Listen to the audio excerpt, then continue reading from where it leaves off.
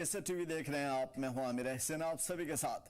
कल का दिन काफी खास होने जा रहा है, खासतौर पर जम्मू कश्मीर के लिए बल्कि मुल्क वासियों के लिए भी। दुनिया भर से यहां पे सयाह घूमने आने वाले लोग, ये जम्मू कश्मीर जन्नत नजीर का नजारा देखने वाले लोगों के लिए भी कल का दिन काफी खास है। कल जेड मोड़ टनल का पीएम मोदी इफ्तिताह करने जा रहे हैं। पीएम के दौरे को लेकर के सिक्योरिटी काफी ज्यादा सख्त की गई है। बर्फबारी और एवलांच की वजह से हालांकि कई रास्ते बंद हैं, लेकिन उसके साथ साथ काफी बड़े पैमाने पर इस वक्त कोशिशें हो रही है और लगातार ये जम्मू कश्मीर के जो मुख्तलिफ रास्ते हैं, ऐसे रास्ते जहां पे लोगों के लिए परेशानियां बहुत ज्यादा हैं, लोगों के लिए मुसीबतें बहुत ज्यादा हैं, खासतौर पे अलग अलग मौसम में, अलग अलग सिचुएशन में, अलग अलग लैंडस्केप की सूरत हाल में। ऐसे में जम्मू कश्मीर के अंदर अब इस तरह के टनल बनने की वजह से काफी ज्यादा फायदा होगा। 14.15 किलोमीटर लंबी जेड मोड़ टनल प्रोजेक्ट पर कुल 2700 करोड़ रुपए खर्च हुए हैं। इसमें सोनमर्ग की टनल एक एस्केप टनल है और इसके अतराफ में यानी कि आसपास में कई सड़कें भी शामिल हैं। ये टनल समुद्र की सतह से 8650 फीट की बुलंदी पर है और इस टनल के जरिए अब श्रीनगर से सोनमर्ग के दरमियान किसी भी वक्त सफर किया जा सकता है। यह टनल लद्दाख के स्ट्रेटेजिक लिहाज से अहम इलाके तक रसाई फराहम करेगा, अहम इलाकों तक जाना मुमकिन हो पाएगा और इस टनल के बन जाने से अब सोनमर्ग में भी पूरे साल सयाहती सरगर्मियां जोर पर रहेंगी, जिससे एडवेंचर स्पोर्ट्स और रोजगार के मौके बढ़ेंगे। अलग अलग स्पोर्ट्स यहां पे बढ़ेंगे। जेड मोड़ टनल के बाद अब इंतजार है जोजिला टनल की तकमील का, कंप्लीटेशन का, जिससे 2028 तक इसे मुकम्मल होने की उम्मीद की जा रही है। इस टनल के बनने के बाद श्रीनगर को लद्दाख से सीधा जोड़ा जा सकेगा। 49 किलोमीटर की दूरी महज 43 किलोमीटर में सिमट जाएगी और इसकी सड़कों पर आप आसानी से 60, 70, 80 किलोमीटर की रफ्तार से गाड़ी ड्राइव कर पाएंगे।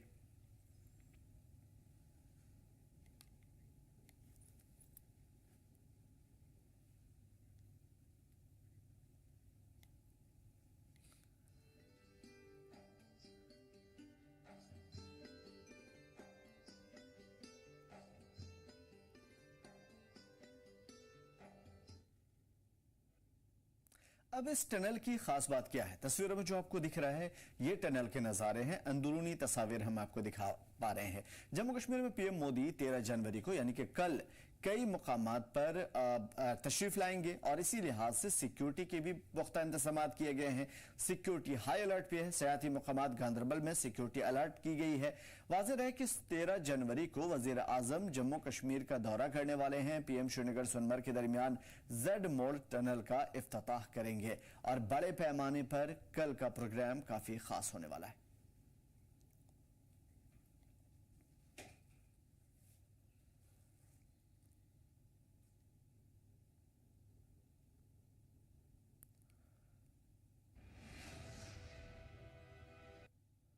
अब जम्मू कश्मीर में इतने सारे डेवलपमेंट प्रोजेक्ट पे काम चल रहा है और जम्मू कश्मीर को तोहफा मिलने जा रहा है, तो जाहिर है कि रद्द अमल भी सामने आएंगे। साबिक एमएलए इशफाक जब्बार और दूसरे लीडरान भी फख्र का इजहार करते हुए नजर आए। जेड मोड़ टनल की अहमियत पर इशफाक जब्बार ने रोशनी डाली। उन्होंने कहा कि यह टनल गांदरबल और सोनमर्ग के मशहूर सयाहती मुकामात को आपस में जोड़ेगा, मौसम की खराबी को नकारेगा और यह नई टनल खित्ते की मुआशी यानी इकोनॉमिकल कंडीशन को बिल्कुल तब्दील कर देगा, जिससे सयाहत यानी टूरिज्म, कनेक्टिविटी यानी कि ट्रांसपोर्टेशन और मजमूई मईशत को यानी ओवरऑल इकोनॉमिक कंडीशन को जम्मू कश्मीर के लिए बेमिसाल बना देगा। आज जिला गांदरबल के लिए और पूरे जम्मू कश्मीर और लद्दाख के लिए एक बहुत ही बड़ा दिन है कि जो हमारी बहुत देरीना एक मांग थी कि जेड मोड़ टनल जो कि अब शर्मंदे ताबीर होने जा रही है, जिससे कि दो रीजन्स को ये कनेक्ट करेगी और जिला गांदरबल की जो इकॉनमी है उसको बूस्ट करेगी। सोनमर्ग जो एक world class food tourist destination है वो 12 महीने खुला रहेगा और इससे गांदरबल के जो जितने भी हमारे इकॉनमी है वो बूस्ट होगी। और साथ साथ मैं समझता हूँ कि ये एक जो हमारे बुजुर्गों ने नया कश्मीर का ख्वाब देखा था, आज तरक्की का जाल उसी हिसाब से चल रहा है। जम्मू कश्मीर में बड़े बड़े जो प्रोजेक्ट्स है, चाहे एम्स हो, चाहे हमारा आईआईटी हो, आईआईएम हो या कॉलेजेस हो, हेल्थ सेक्टर ले, एजुकेशन सेक्टर ले, हर चीज में जम्मू कश्मीर में एक नया दौर, सड़कों का जाल बिछ रहा है। अब जम्मू कश्मीर का रुख करेंगे। गांधरबल से सबा हमारे साथ जुड़ी हुई हैं और श्रीनगर से मीर हमारे साथ जुड़े हुए हैं। मीर, आपकी तरफ आने से पहले सबा मैं आपसे समझूंगा, चूंकि गांधरबल से काफी ज्यादा नजदीक है ये इलाका, क्या कुछ देख पा रहे हैं? कल के हवाले से क्या कुछ तैयारियां हैं यहाँ पे?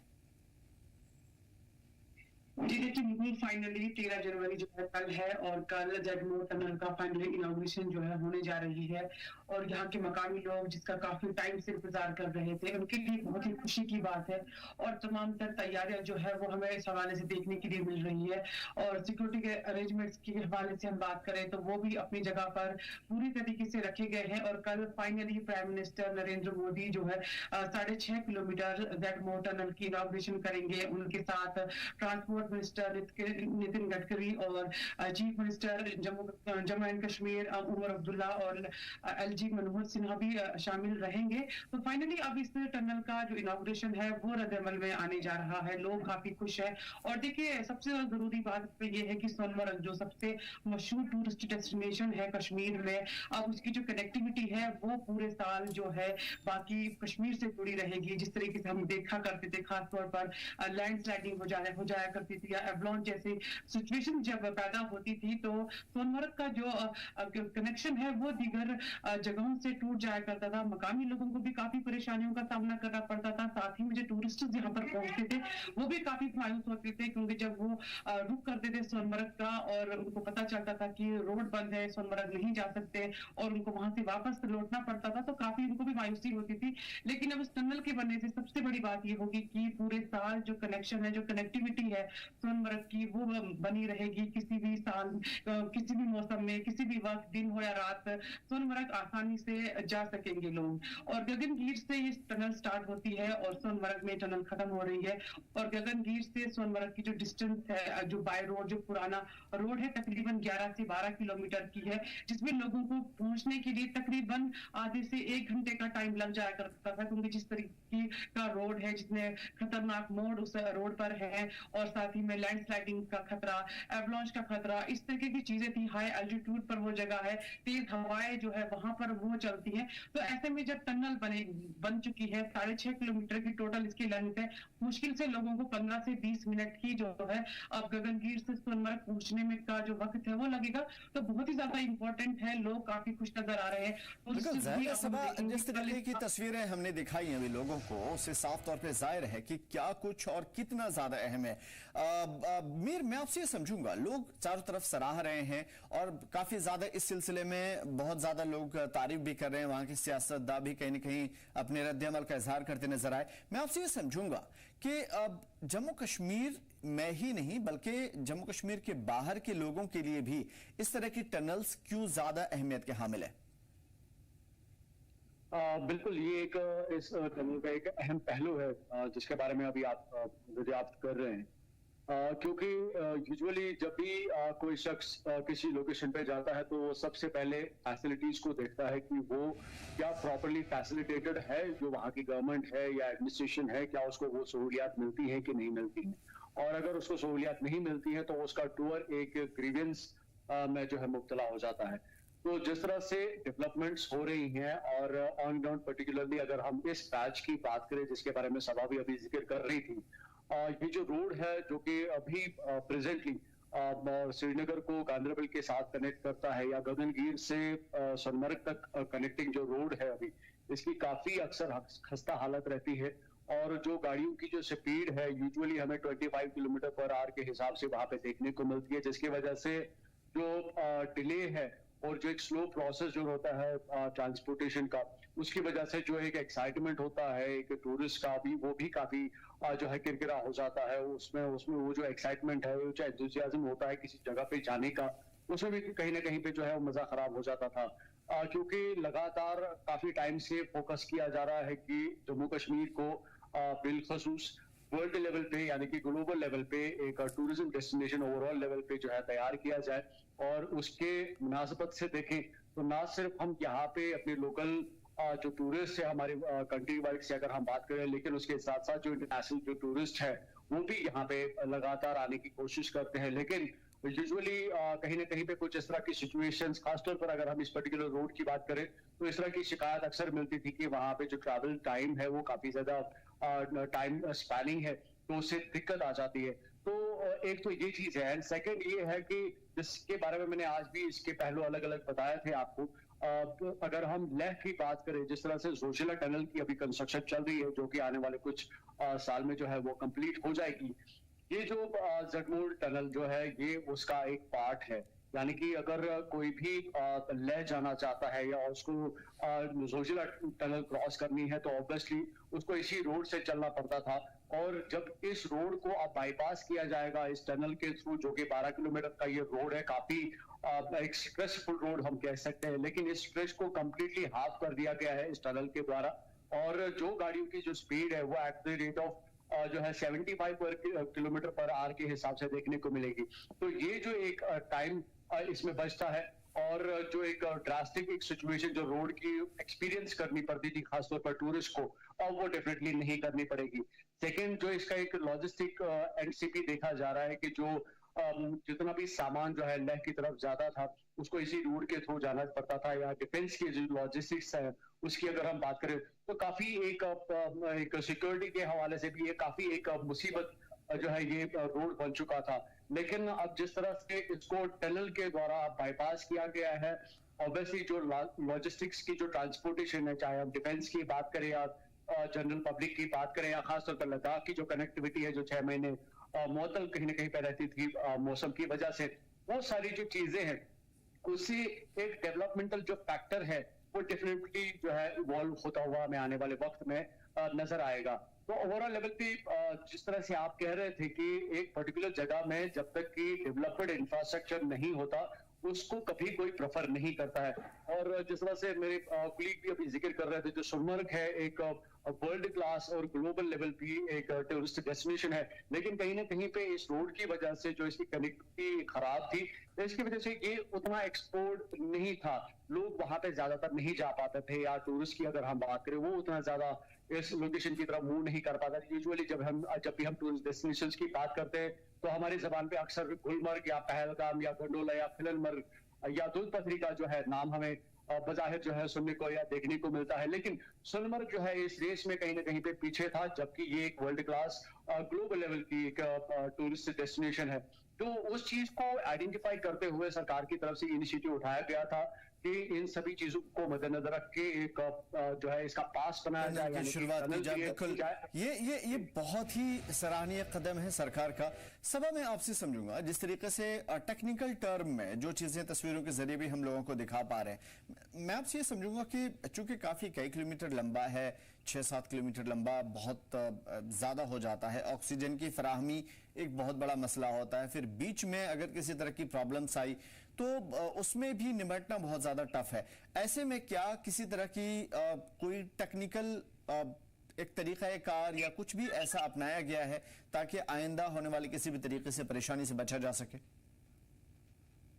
जी देखिए, बिल्कुल अगर आप कश्मीर में देखेंगे जितनी भी टनल्स है, चाहे फिर वो जम्मू और श्रीनगर नेशनल हाईवे पर हो या फिर अब जो जेड मोड़ टनल बनी है ये वाली टनल है, तो इन सारे टनल्स के अंदर जो है तमाम तर इन चीजों को मद्देनजर रखा जाता है। इमरजेंसी सर्विसेज वहां पर रखी जाती है, emergency helpline number, emergency phone वहां पर रखे जाते हैं कि अगर कभी कुछ ऐसी सिचुएशन अराइज भी हो जाती है कि कोई उसके अंदर फंस जाता है, किसी भी तरीके की सिचुएशन होती है, तो वहां से भी उन तमाम चीजों को मद्देनजर रखते हुए तमाम सहूलियत जो है वो रखी गई है ताकि इस तरीके की कोई भी परेशानी सामने ना आए। और साथ ही में इसमें दूसरी बात सबसे इंपॉर्टेंट ये है कि जब भी कोई भी टनल आप यहाँ कश्मीर में देखेंगे, वहां पर सिक्योरिटी जो है और जो बीआरओ है वो वहां पर हमेशा मौजूद रहते हैं, बीआरओ के जो भी वर्कर्स हैं वो वहां पर मौजूद रहते हैं, ताकि जो भी लोग वहां पे आ रहे हैं, नए हो पुराने हो, उन्हें किसी भी तरह की दिक्कत का सामना ना करना पड़े। कोई भी इमरजेंसी सिचुएशन अराइज होती है तो उसको वक्त रहते उसके साथ टैकल किया जा सके, तो वहां पर वो लोग जो है हमेशा बीआरओ की हमें वहां पे बीकन के तौर पर जो लोग रहते हैं वो हमें ऐसी जगहों पर तैनात हमें हमेशा देखने के लिए मिलते हैं। तो इन सब चीजों को मद्देनजर रखा गया है ताकि किसी भी तरीके की परेशानी जो है वो ना हो। और तकरीबन 10 साल का समय इस टनल को बनने में लगा है और उस टाइम पे भी काफी ज्यादा चैलेंजेस जो है वो देखने के लिए मिले थे और उनको भी सबको पूरा करते हुए आज इस मुकाम पर ये टनल पहुंची है कि कल फाइनली इसकी इनॉग्रेशन होने जा रही है और तमाम तर चीजें जो है वो अपनी जगह पर पूरी रखी गई है ताकि आने वाले टाइम में ये टनल जो है एक सहूलियत का बाइस बने, किसी के लिए परेशानी का बाइस ना बने। तो उन चीजों को भी मद्देनजर रखा गया है। जी हाँ, बड़ी बात है और जाहिर सी बात है इन टेक्निकल टर्म्स को भी समझना, लोगों को जानना काफी जरूरी है। मेरे आपकी तरफ आएंगे, जो सिचुएशन हमने देखी है ये सारी चीजें यकीनन लोगों के लिए एक ख्वाब को शर्मिंदा ताबीर होने जैसा है। मैं आपसे ये समझूंगा कि कल का जो प्रोग्राम है क्या कुछ होने वाला है, क्योंकि पीएम मोदी के बारे में बताया जा रहा है कि यहाँ तशरीफ लाएंगे और इस हिसाब से सिक्योरिटी के भी मैनेजमेंट किए जा रहे हैं। जी देखिए, अगर हम इस इनॉग्रेशन की बात करें तो ये 11:45 पे इसकी इनॉग्रेशन होगी और उसके बाद पीएम मोदी जो है लोगों को से भी खिताब करेंगे और इस हवाले से तकरीबन जो इस वक्त जो है फिगर्स हमारे सामने आ रहे हैं उसके मुताबिक 12,000 के आसपास जो है लोग कल जो है पीएम मोदी का खिताब वहां पे सुनेंगे। और इस हवाले से जो जम्मू कश्मीर आरटीसी यानी कि जो रीजनल ट्रांसपोर्ट कॉर्पोरेशन है उनकी 250 बसेस जो है इसके लिए बिलखसूस जो है स्टेशन कर दी गई हैं। जो बसेस जो है गांधरबल भी पहुंच चुकी हैं और जम्मू कश्मीर के अलग अलग लोकेशंस पे वो ऑलरेडी स्टेशन हैं जहां से लोगों की जो मूवेबिलिटी है उसको पॉसिबल बनाया जाएगा और कल वो इस खिताब में जो है वो शिरकत भी कर पाएंगे। तो ये एक बड़ा पहलू है और लोगों की ये भी उम्मीद है कि जब भी दिल्ली से कोई मेहमान आता है या कोई बड़ी हस्ती आती है तो वो अपने साथ कोई ना कोई सौगात लेके जरूर आती है। और जहाँ पे हम अपने प्राइम मिनिस्टर नरेंद्र मोदी की बात करते हैं तो लोगों की बड़ी उम्मीदें हैं कि वो अगर कल आएंगे तो ऑब्वियसली वो एक बड़े नगीने को जो कि हीरा है हमारे कश्मीर के लिए जिसकी कल इफ्तिताह होने वाली है, लेकिन इसके साथ साथ वो शायद कुछ और भी अपने साथ जम्मू कश्मीर के लिए सौगात लेके आएंगे। हालांकि अगर आप देखें तो प्राइम मिनिस्टर की तरफ से कई सारे जो है ऐलानात जम्मू कश्मीर के हवाले से, यहाँ के फलाह और बहबूदी के हवाले से किए गए हैं और उनमें कहीं ना कहीं पे जो है अमली जामा भी उनको पहनाया गया है। जो कि करंट सूरत हाल हम जम्मू कश्मीर के देख रहे हैं काफी डेवलप्ड है। हम पूरे वर्ल्ड में अभी स्मार्ट सिटी के हवाले से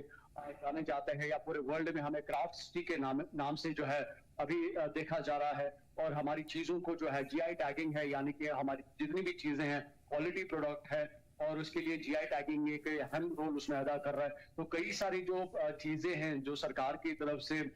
इनिशिएट की गई जिसके बारे में प्राइम मिनिस्टर ने कमिट किया था कि पब्लिक के लिए ये सारी सूरत हाल मिलेंगे और डेफिनेटली वही सिचुएशन जो है ऑन ग्राउंड हमें देखने को मिल रही है। हालांकि आज की डेट में हम कल एक टनल को यहाँ पे इनॉग्रेट होते हुए देखेंगे, लेकिन साथ में ही कुछ एक अरसे के बाद हम फिर से एक बड़ी टनल को जो कि अपनी जगह पे एक लैंडमार्क है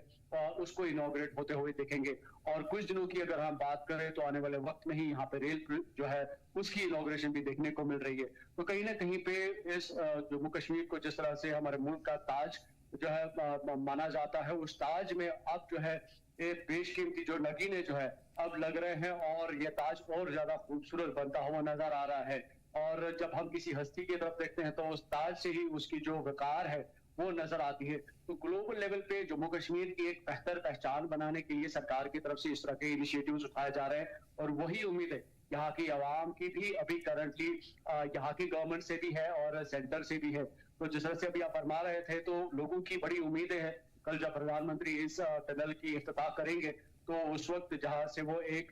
करीबन 12,000 लोगों से जो है गुफ्तगू करने वाले हैं, उनके साथ उनके सामने अपनी बात रखने वाले हैं, अपना विजन रखने वाले हैं। यहाँ की आवाम की फिर से वही उम्मीदें और जुड़ी हुई हैं कि आने वाले सिर्फ 12,000 आवाम बल्कि जम्मू कश्मीर की आवाम बल्कि जम्मू कश्मीर के बाहर के लोग, दुश्मन अनासिर को भी एक बड़ा पैगाम जाने वाला है। और सबसे बड़ी बात कि 2025 इस मर्तबा कई सारे सौगात लेकर के जम्मू कश्मीर और जम्मू कश्मीर के आवाम को के लिए लेकर के आ रहा है। जिस तरीके से मीरा आप बता रहे थे ट्रेन सर्विस के बारे में और टनल्स के बारे में और फिर नई सरकार अपनी मंसूबे पे अमल पैरा है, तो ये वो सारी चीजें हैं जिसके बारे में आप ये कह सकते हैं कि बहुत खूबसूरत जम्मू कश्मीर के लिए 2025 नए विजन, नई रोशनी की किरण लेकर के आ रहा है। बहुत शुक्रिया हमारे साथ सबा आपका भी और मीर आपका भी बहुत बहुत शुक्रिया हमारे साथ जुड़ने के लिए और तमाम तरह बेहतरीन मालूमात के लिए। तो जो सिचुएशन बनी हुई है, जिस तरह के हालात बने हुए हैं, उससे साफ जाहिर है कि क्या कुछ होने वाला है जम्मू कश्मीर के लिए। आने वाला दिन जम्मू कश्मीर जन्नत नजीर होगा और भी ज्यादा यहाँ पे खुशियां दोबाला हो जाएंगी। बांडीपुरा की बात करते हैं, जहां गुरेज घाटी के लोग सड़कों के बंद होने की वजह से काफी ज्यादा मुश्किल दौर से गुजर रहे हैं। ये वो लोग हैं जो यहाँ पे एहतजाज करने के लिए आए थे, लेकिन चूंकि अपना इलाका है, अपने हालात हैं, तो किससे कहें हाल दिल। तुलेल घाटी में और सरदाब के गांव के आसपास जो सड़कें गुजरती हैं, जो आपस में जोड़ती हैं, यहां पे आम जिंदगी मुतासिर है। मुकामी लोगों के लिए परेशानियां काफी ज्यादा बढ़ी हुई है। मुकामी लोगों ने बर्फ हटाने के काम में देरी होने की वजह से नाराजगी व्यक्त की है। साथ साथ सड़क बंद होने की वजह से इन्हें काफी दिक्कतों का सामना है। 5-6 किलोमीटर का ये जो दूरी है वो थोड़ा सा टफ हो जा रहा है, क्योंकि अगर 5-6 किलोमीटर सड़क से बर्फ नहीं हटाया गया तो यहां से सड़क जाना मुमकिन नहीं हो पाएगा। और उसके बाद लोग यहां पे मरीजों को इमरजेंसी की सूरत में अस्पताल टाइम पे नहीं पहुंचा पाते हैं। तो रोड कनेक्टिविटी को बहाल करने, सड़कों पर से बर्फ हटाने के लिए और इस तरह की जितने भी मुसीबतें इन इलाकों में रहने वाले लोगों को है, उन तमाम तर चीजों को दूर करने के लिए इंतजामिया से अपील कर रहे हैं। हम बाशिंदे नीरू नाला सफ़ेदाब से ये मुतालबा करते हैं कि यहाँ का जो लिंक रोड है, नीरू टू सिकंदर हो या नीरू टू सफ़ेदाब, जो उसमें परसों एक मिशनरी भेजी गई, जो स्नो मिशनरी यहाँ पे जेसीबी कुछ भेजी गई थी। बदकिस्मती का आलम यह है, उसने बीच रास्ते में आकर एक छोटी सी ग्लेशियर को जाके वहाँ पे एक बड़ा कुछ बना लिया कि वहाँ बीच में एक बड़ी ग्लेशियर पड़ी है। वो हमने कल जाके हम देख के आए, वो 10 बंदू से वो 10 बंदे अगर वहाँ यहाँ से जाएं तो वो ग्लेशियर हटा के आएंगे शाम तक। तो उसने यहाँ से जाके वहाँ पे एक झूठ फैलाया बड़ा, पता नहीं उसको पता ही नहीं चला कि हम उसने क्यों किया ये। यहाँ से जाकर उसका बोलना था कि वहाँ एक बड़ी ग्लेशियर है, वो नहीं हो पाएगी हमसे। तो यहाँ जो लिंक रोड है उसके लिए रखी गई है जो मिशनरी स्नो की लिंक रोड, उससे साफ किया जाए। तो लोगों ने इंतजामिया से अपील की है कि यहां से साफ किया जाए, लिंक रोड को बहाल किया जाए। बांडीपुरा का रुख करेंगे, वाहिद हमारे साथ जुड़े हुए हैं। वाहिद, ये जो सूरत हाल हम दिखा पा रहे थे तस्वीरों के जरिए, उससे साफ जाहिर है कि लोग परेशान हैं और उनका सिर्फ एक ही मुद्दा है कि रोड कनेक्टिविटी को बहाल किया जाए। कौन सा इलाका है और कितनी बड़ी आबादी इन इलाकों में रहती है और किस तरह की चैलेंजेस हैं इन्हें? देखिए, ये एक दूर दराज इलाका है जिसे वादी तुलेल कहा जाता है। ये अक्सर मौसमी सरमा में बर्फबारी की वजह से बाकी दुनिया के साथ कट के रह जाती है, क्योंकि ये जो इलाका है ये सरहदी तहसील गुरेज के लास्ट इलाके में पड़ता है जिसे तुलेल कहा जाता है।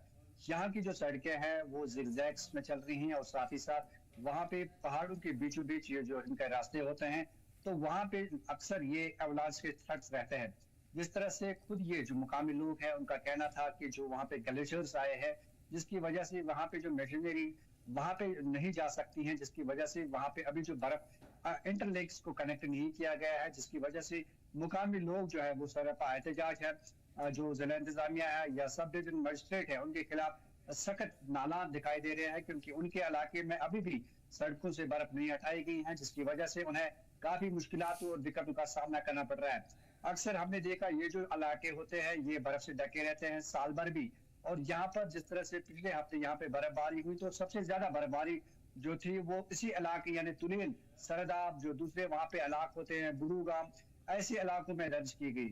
फिलहाल जिस तरह से इंटरलिंक्स अभी भी बंद है, जिसकी वजह से लोग काफी परेशान है, क्योंकि लोगों का कहना है कि अभी जिस तरह से अगर यहाँ पे कोई खुदा ना खास्ता कोई बीमार होता है तो उसे उनको कंधों पे उठाकर करीबन 5 से 6 किलोमीटर तक कंधों पे ले जाना है। तो इस वक्त लोग मुतालबा कर रहे हैं कि उनके लिए वहाँ पे जो इंटरलिंक्स है उन पे बर्फ हटाने का काम स्टार्ट किया जाए, ताकि यहाँ पे जो लोग रह रहे हैं इन्हें किसी मुश्किल का सामना ना करना पड़े।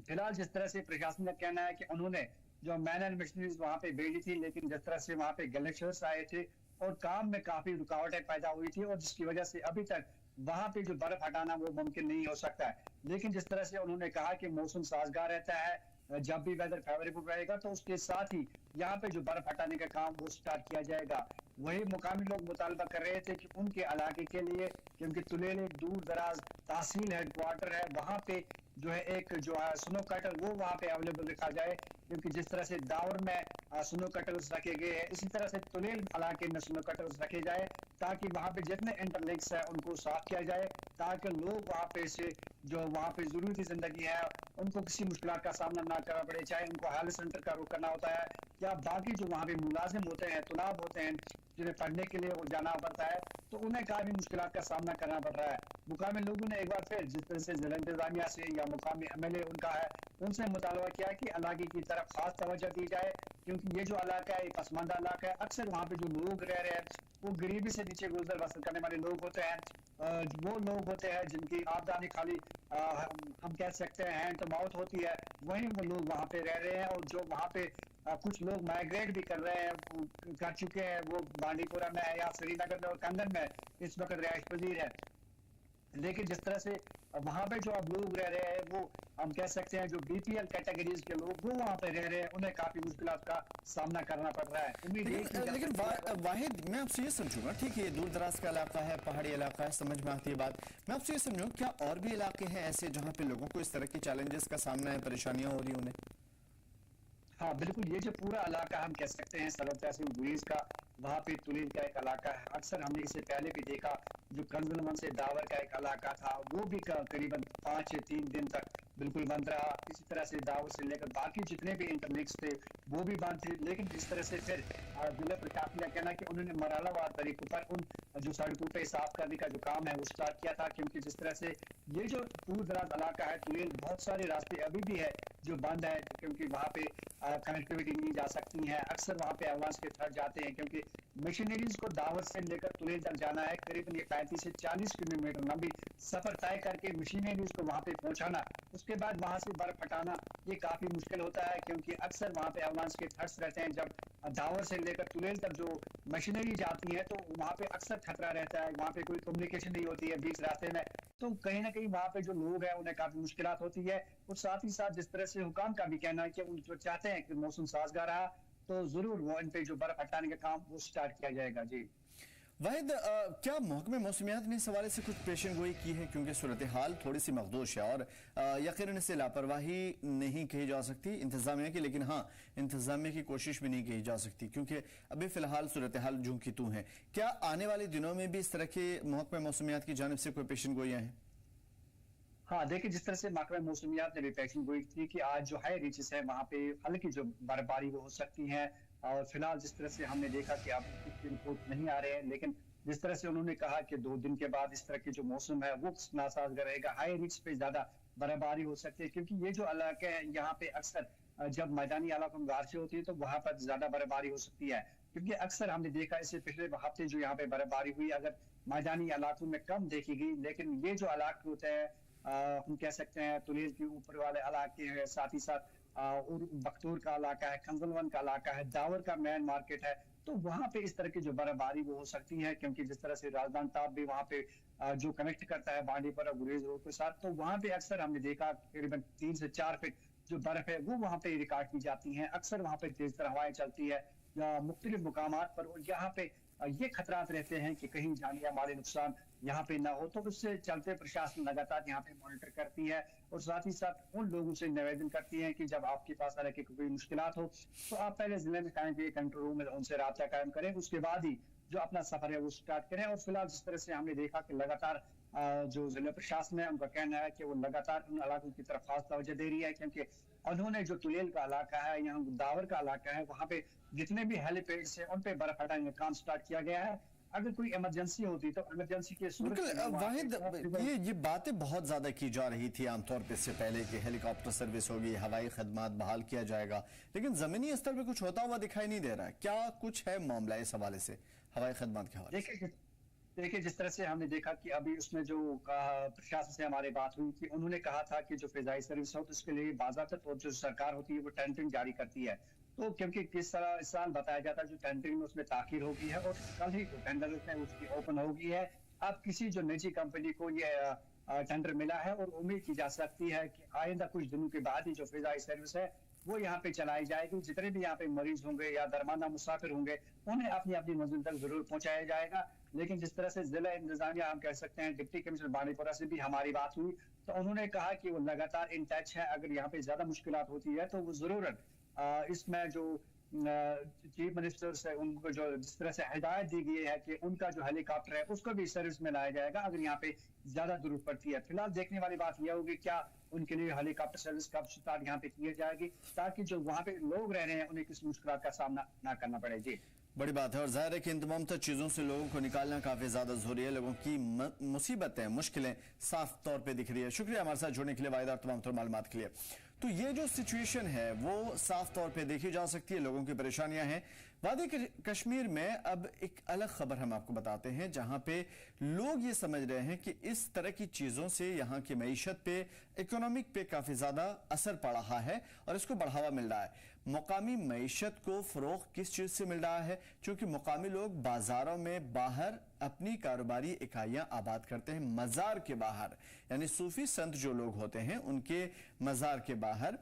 अपनी कारोबार शुरू करते हैं, दुकान खोलते हैं, उससे काफ़ी उन्हें फ़ायदा हो रहा है। सूफी बुजुर्गों की वादी होने के नाते कश्मीर में सैकड़ों मज़ार हैं, जहाँ पे इलाकों में मुकामी मईशत को मुकामी बाशिंदे की जानिब से लगातार कारोबार की शक्ल में बढ़ावा मिल रहा है। यहाँ पे सकाफती खाने, कल्चरल चीज़ें और दीगर बहुत सारे ऐसी चीज़ों के स्टॉल्स होते हैं जो लोगों को अपनी तरफ राग़िब करते हैं। बाज़ारों में ये कारोबार काफ़ी ज़्यादा मशहूर है, ख़ासतौर पर मज़ार के आसपास, क्योंकि लोगों का मानना है कि बाज़ारों से चीज़ें खरीदना दीगर बाज़ारों के मुकाबले में मज़ार के आसपास चीज़ें को खरीदना ज़्यादा अहमियत रखता है। जब भी कोई शख्स मज़ार पर जाता है तो वो ख़ानदान के लिए, अपने घर के लिए कुछ न कुछ खरीदता है, रूहानियत की तस्कीन के लिए भी और अपनी ज़रूरियात के लिए भी। कुछ आइटम ऐसे हैं जो कश्मीरी खुद खाते हैं, यहाँ पे खुद बनाते हैं। कुछ इनके आइटम बाहर वैरायटी में भी चलते हैं, जैसे यहाँ कश्मीरी सेब हो गया, बहुत फेमस होता है वो बाहर जिलों में, यूपी मुरादाबाद हो गया, और जैसे कि नदरू पकौड़ा हो गया, चिप्स हो गया, ये बहुत फेमस आइटम है। और यहाँ के कुछ आइटम ऐसे हैं जो यूपी में नहीं बिकते हैं, जैसे हो गया रिश्ते गुस्ताफे। ये रिश्ते जो होते हैं यहाँ के खुद हथौड़े से बनाए जाते हैं, उससे छेदे जाते हैं, और जो यूपी में बनता है रिश्ता उसको मशीन में कोटा जाता है, उसका कीमे की तरह बनाया जाता है। और यहाँ की मेथी यहाँ की बहुत फेमस चीज़ है और बहुत प्यार मोहब्बत वाली बात इन कश्मीरियों में। श्राइन्स में यहाँ पर कुलचे जो रहते हैं जिसमें घी के इसमें से बनते हैं, वो काफ़ी टेस्टी रहता है और वो चाय के साथ बहुत अच्छे लगते हैं। उसके अलावा हलवा पराठा भी आपको मिल जाएगा वहाँ पर। उसके अलावा जो हम जैसे कहते हैं भजिए वजिए वैसे भी रहते हैं, काफ़ी टेस्टी रहता है। क्विजीन भी अच्छा है, डिफरेंट टाइप के फ्लेवर्स हैं हर चीज़ में यहाँ पर। तो एक अलग ही खुशबू है यहाँ पर खाने की कश्मीर में, जिसकी वजह से मैं काफ़ी मेरे दोस्तों को भी बोलता हूँ यहाँ पर आओगे तो घूमने के अलावा यहाँ पर खाना पीना ज़रूर करना, क्योंकि ये चीज़ें बाहर नहीं मिलती है उस चीज़ के लिए। तो इन तस्वीरों के जरिए साफ है किस तरीके की चीज़ें यहाँ पे मिलती है। ये जो रंग बिरंगी चीज़ें मिल रही हैं ये काफ़ी टेस्टी भी होती है। नूर हमारे साथ जुड़े हुए हैं। नूर, आपसे समझेंगे, मज़ारों के आसपास कारोबार को काफ़ी ज़्यादा फ़रोग़ मिल रहा है और मईशत को बढ़ावा मिल रहा है, क्या कुछ है पूरा मामला? जी हाँ, अगर हम बात करेंगे, जैसा कि वादी कश्मीर को पीरों फकीरों की वादी कहा जाता है, खासतौर पे अगर हम बात करेंगे जो सूफी यहाँ पर बुजुर्ग गुजरे हैं या जिन्होंने इस्लाम को फैलाने में बहुत बड़ा योगदान दिया है, या जिनकी टीचिंग्स थ्रू पोइट्री या मुख्तलिफ जो कश्मीरी शायरी के थ्रू जो उन्होंने लोगों तक पहुँचाई ताकि अमन भाईचारा और इस्लाम की सरबुलंदी हो। और अगर हम बात करेंगे उन बुजुर्गों की, जब वो इस दुनिया से रहलत कर गए तो उनके जो मज़ार है वहाँ पर आस्तानी आलियाज जो है वो बनाए गए। खासतौर पर अब बात करेंगे बड़गाम जिले की तो कई ऐसे मकामात है जिनमें तारिक शरीफ है, पखरपुरा है, गोजरा है, बड़गाम है, चाडूरा है, ऐसे कई मकामात हैं जहां पर बड़े सूफी शायर, सूफी बुजुर्गों की जो है वो आस्तानी आलिया वहां पर है, खानकाह वहां पर है। तो अगर हम बात करेंगे जब भी कश्मीर के लोग जो अकीदा रखते हैं इन चीजों पर, तो वो जो ही ज़ियारत के लिए जाते हैं, जो ज़ायरीन ज़ियारत के लिए जाते हैं, तो वो उन बाजारों से जो आसपास आसाम के आसपास मज़ार है, बाजार है या आसपास जो वहां पर मार्केट्स खोले गए हैं, तो वहां से जो भी चीजें उनको मिलती हैं वो तबरुकात के तौर पर घर को ले जाते हैं। खासतौर पर अगर हम बात करेंगे ये जो सिलसिला है ये खासतौर पर बड़े आस्थानों के बाहर जो है लगा रहता है, जिसमें पखरपुरा की हम बात करेंगे या कार शरीफ की हम बात करेंगे, तो वहाँ के मार्केट्स जो है वो इन्हीं श्राइन्स पर डिपेंड रखते हैं, क्योंकि इन श्राइन्स की तरफ जो है रोज तकरीबन हजारों की तादाद में जो है जायरीन जाते हैं जियारत शरीफ के लिए। तो वो जो जायरीन है वो इन्हीं मार्केट से जो है शॉपिंग करते हैं। खासतौर पर इनको यहाँ पर जो अगर हम बात करेंगे मुख्तलिफ चीजें मिलते हैं, खाने पीने की चीजों की जब हम बात करते हैं तो वो मुख्तलिफ होती है, जिसमें कश्मीर का कल्चर पकौड़ा आपको मिलेगा या पराठा मिलेगा या तंगहची जो तारीख शरीफ में मिलते हैं। ये मुख्तलिफ चीजें हैं जो तबरुकात के तौर पर जो जायरीन आस्थान पे जाते हैं तो उनको घर अपने साथ लिए जाते हैं। और अगर हम देखेंगे ये जो सिलसिला ये कश्मीर में बड़े अरसे से चला आ रहा है, खासतौर पर हम बात करेंगे जहां पर भी उर्स मुबारक होता है। अगर हम कश्मीर के गांव देहात की बात करेंगे, तकरीबन हर किसी गांव देहात में जो है एक आस्थान आलिया है, यानी कि किसी बुजुर्ग की जियारत शरीफ है, तो हर जगह उर्स मुबारक लगता है। लेकिन वहां पर अगर हम बात करेंगे उन्हीं उर्स मुबारक के 2-3 दिनों तक जो है मार्केट खुला रहता है। लेकिन कुछ बड़े श्राइन्स जो है, खासतौर पर हम चार शरीफ की बात करेंगे, तो वहां पर पूरे साल जो है मुकम्मल मार्केट ओपन रहते हैं और पूरे साल जो है जायरीन वहां पर जाते हैं और खरीदारी करते हैं और तबक़ात के तौर पर जो है यहाँ की चीजें ले जाते हैं। जी बिल्कुल, ये भी समझने की कोशिश करेंगे नूर आपसे, ये जो तस्वीरों के जरिए हम दिखा पा रहे हैं, हालांकि ये कलरफुल जाफरानी अलग अलग चीजें मुंह में पानी लाने का जरूर काम कर रही है, लेकिन चूंकि बाहर के जो कश्मीर के बाहर के लोग हैं उनके लिए शायद नया हो। क्या ये सारे के सारे खान पान जो है कश्मीरी कल्चर से मिलते हैं या फिर बाहर के खान पान और पकवान भी यहाँ पे नसीब होते हैं लोगों को? जी हाँ, अगर हम बात करेंगे वैसे कि पिछले 5 सालों पे अगर हम नजर डालेंगे तो अगर हम सिटीज की बात करेंगे या टाउन्स की बात करेंगे जिन्हें हम कस्बे कहते हैं उर्दू में, तो वहां पर अगर हम देखेंगे तो अब जो है बाहर के स्टेट से खाने पीने की चीजें जो है अब यहाँ पर भी जो है वेंडर्स बेच रहे हैं। लेकिन अगर हम इन श्राइन्स की बात करेंगे तो श्राइन्स के आसपास या आस्थानों के आसपास जो है मुख्तलिफ चीजें मिलती है जो खाली कश्मीर में आपको देखने को मिलेगी। खासतौर पर अगर हम बात करेंगे कश्मीर का जो पराठा श्राइन्स के बाहर मिलता है, ये बहुत बड़ा पराठा होता है। ये डायमीटर के हिसाब से भी तकरीबन 30-40 सेंटीमीटर इसकी चौड़ाई होती है और तेल ज्यादा होता है इसमें, तो ये आपको कहीं और नहीं मिलेगा। या पकौड़े जो यहाँ के हैं वो भी मुख्तलिफ है कि उसमें नदरू इस्तेमाल किया जाता है, खाली जो लोटस स्टेम जिसको हम बोलते हैं तो लोटस स्टेम के और उसके साथ बेसन को मिला के जो है यहाँ पर ये कारीगर बनाते हैं और इसका टेस्ट जो है मुख्तलिफ होता है, ये आपको कहीं और नहीं मिलेगा। और सबसे बड़ी बात अगर हम करेंगे, क्योंकि कश्मीर में अगर हम देखेंगे कश्मीर के लोग ज्यादातर नमकीन चाय पीते हैं, तो नमकीन चाय के साथ इन्हीं चीजों को जो है प्रेफर किया जाता है जो किसी और चाय के साथ आप प्रेफर नहीं कर सकते हैं। या अगर टेस्ट के लिए कोई कर भी लेता है लेकिन उतना टेस्ट नहीं आएगा जितना नमकीन चाय के साथ इसको आता है। तो ओवरऑल अगर हम बात करेंगे श्राइन्स के आसपास जितनी भी मार्केट्स है, तो वहां पर खासतौर पर आपको चीजें जो है वो कश्मीर के कल्चर के साथ जो वाबस्तगी रखते हैं वही चीजें आपको वहां पर मिलेगी। लेकिन अगर हम ओवरऑल जम्मू कश्मीर के मार्केट्स की अब बात करेंगे, पिछले 5 सालों से हम देख रहे हैं कि जो सिटीज में या टाउन्स में अब चीजें आ रही हैं खाने पीने की वो मुख्तलिफ आ रही हैं, बाकी स्टेट्स से भी आ रही हैं। जिन चीजों के साथ कश्मीर के लोगों को जान पहचान नहीं थी, अब वो चीजें भी यहाँ पर आ रही है।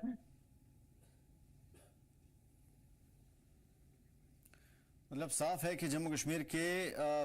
यहाँ सकाफत में कुछ नई चीज़ें, कुछ अहम चीज़ें भी शामिल हुई हैं, लेकिन ज़्यादातर चीज़ें जम्मू कश्मीर की कल्चर का अहम हिस्सा है। और ये खान पान, इसकी लज्जत, इसकी मिठास और इसकी रूहानियत, इसकी तबरुकात यकीनन शानदार होते हैं। बहुत शुक्रिया हमारे साथ नूर जोड़ने के लिए और तमाम मालूमात के लिए। अब हम आपको कुछ खास चीज़ें दिखाने वाले हैं। भद्रवाह की बात करेंगे और उसके बाद वहाँ पे क्या कुछ चल रहा है उसके बारे में हम बात करेंगे। भद्रवाह में आज बागबानी महकमे के जरिए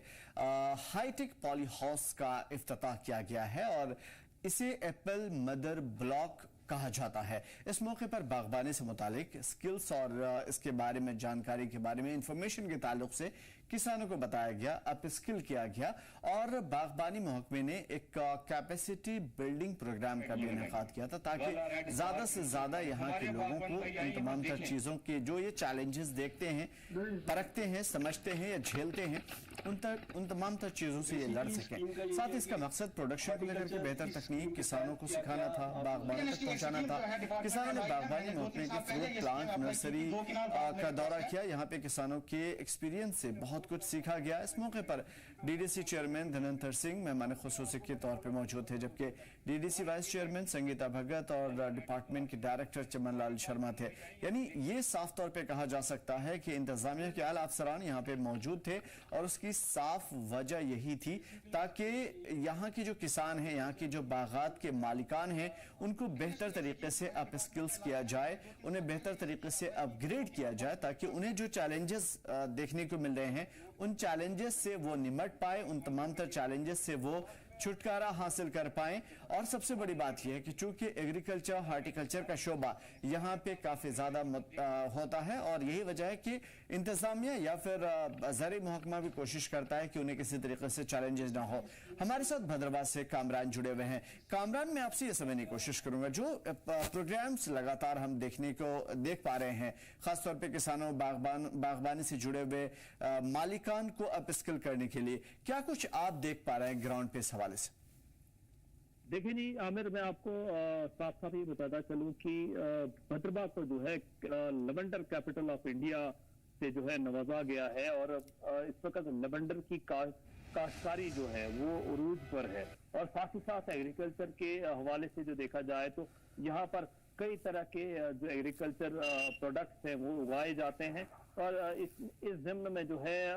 agriculture department of Jammu and Kashmir की जानिब से जो है कई सारे इनिशिएटिव्स जो हैं वो लिए गए हैं। तो इन इनिशिएटिव्स के मद्देनजर जो है कई सारे जो फार्मर्स हैं उनको जो है गवर्नमेंट स्कीम्स की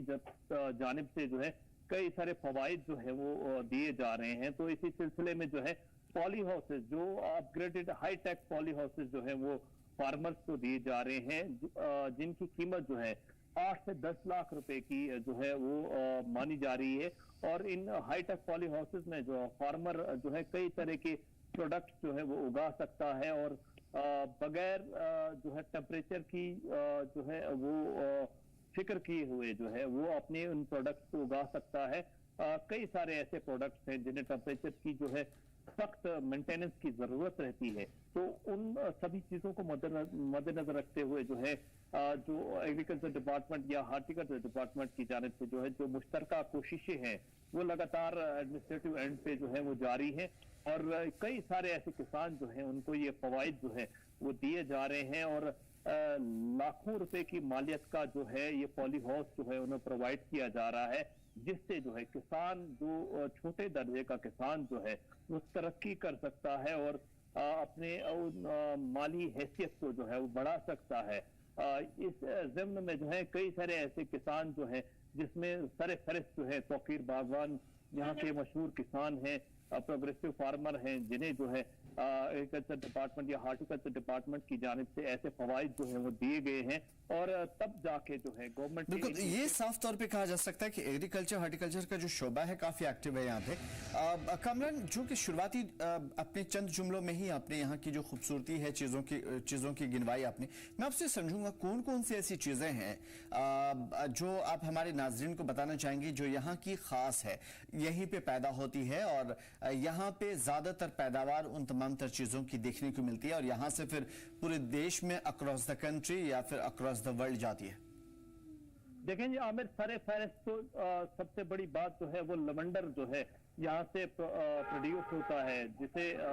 गवर्नमेंट ऑफ इंडिया की जानिब से जो है भद्रवाह को जो है लेवेंडर कैपिटल ऑफ इंडिया के खिताब से जो है नवाजा गया है। इसके अलावा जो है कई ऐसे दीगर प्रोडक्ट्स हैं जिसमें जो है फ्लावर्स जो हैं, फ्लावर प्रोडक्ट्स जो है,